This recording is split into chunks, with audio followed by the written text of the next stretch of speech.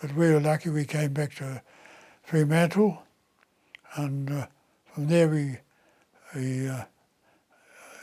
everything was so silly in those days.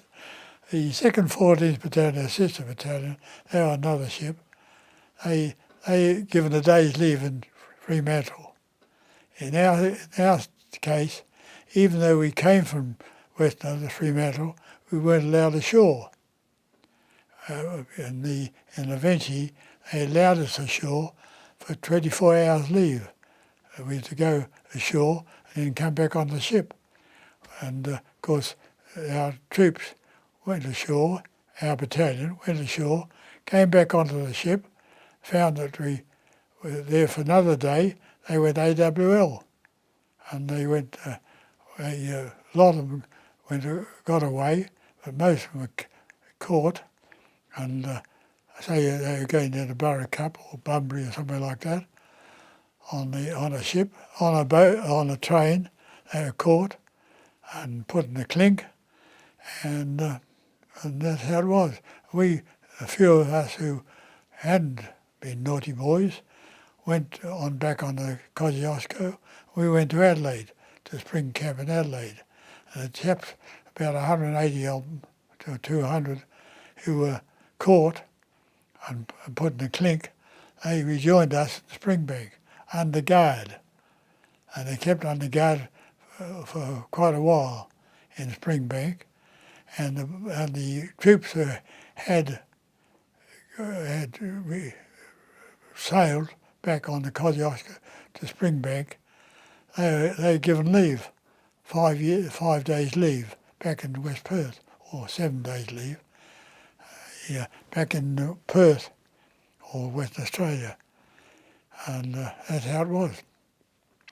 And then from Springbank, I was kicked out of the battalion, more or less, because I was supposed to go to the militia,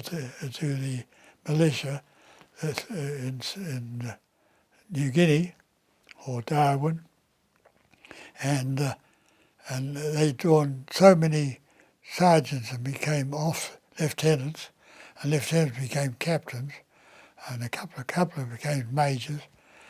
They were sent up to New Guinea for the 39th Battalion, the 49th Battalion, as officers.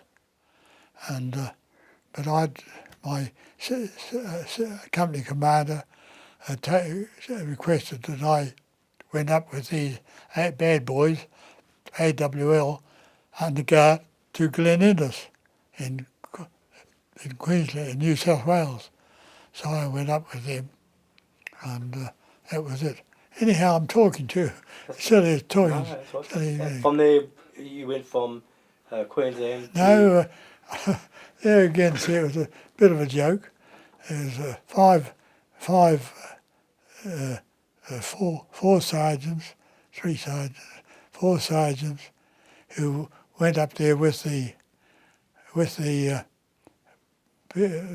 naughty boys, and two officers, Sublett and Keith Goldsmith.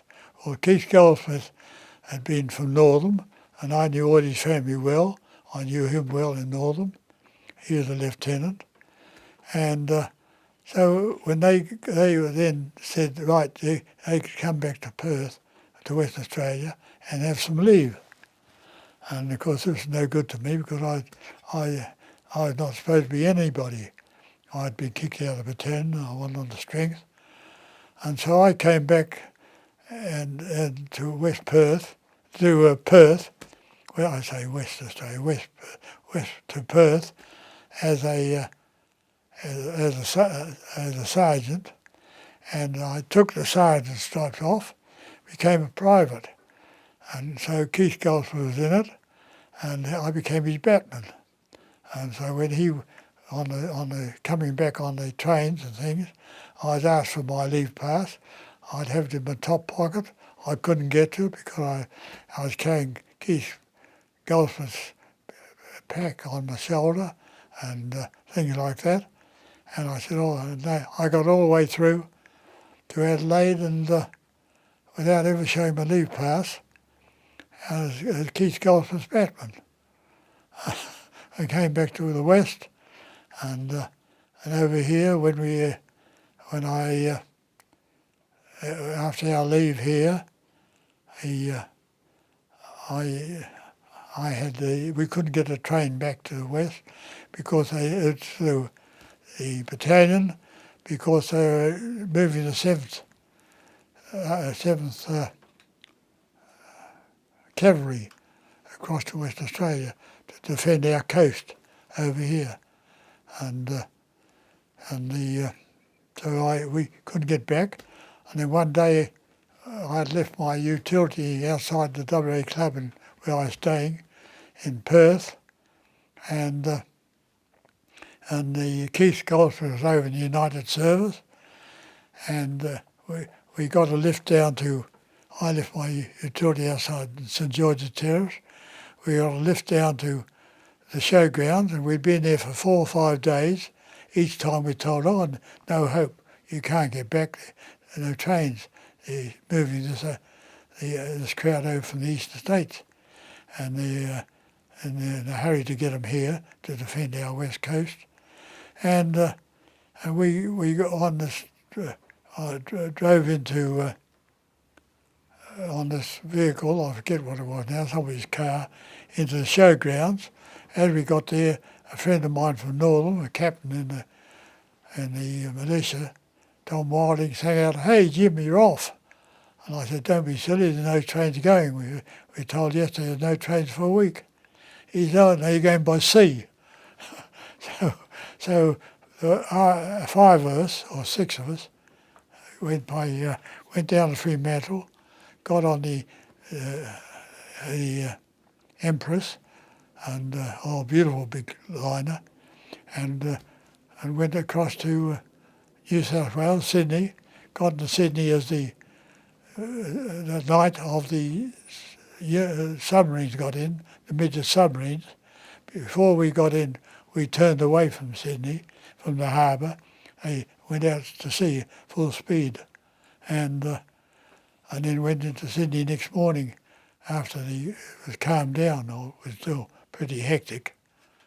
But we were on this Dominion Monarch from Fremantle to Sydney, and with them was about 30, 40 very fine New Zealanders.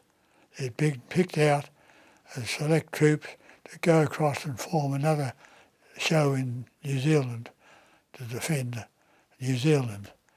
And they were there, and about 25 bad boys, really bad boys. They were from the jail in Jerusalem, and they hadn't been tried because they were in the British Army jail in Jerusalem for court-martials. They hadn't been tried, and evidently you couldn't be court-martialed except back in Australia. And they were sent back under guard to go back to jail in Australia. And of course then they had to be tried before being court-martialed on the ship before they landed in Sydney. So the other poor coots, Keith Goldsmith and that crowd, they were used for the court-martial. But the sergeant I'd been put with in the cabin, he advised me, "Jim," he said, "don't go, wait, and they'll be calling for the submarine lookouts. And you volunteer for that." So I volunteered for submarine lookout. I never missed all the court-martialing, it was very strict and everything else. But I went up looking for submarines.